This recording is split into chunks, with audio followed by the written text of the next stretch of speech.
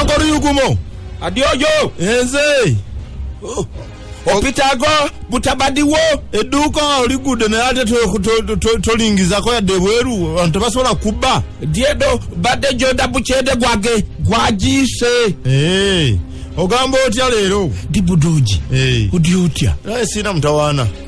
waye nkubuuzezaako buuza mbadde nkubuuzako buuza nenga mnywanyi akambuuze ko neyongereyo udagawa tulaba ntwala ngoyi zino ku dobi utwada ku dobi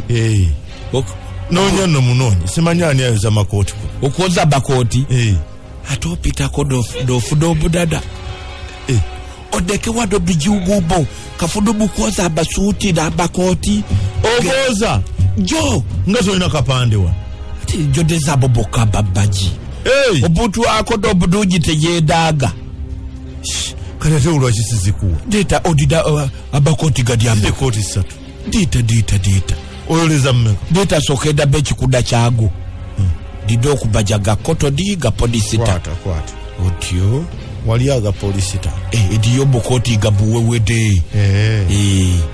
kati gado gabwe gadi bakoti asatu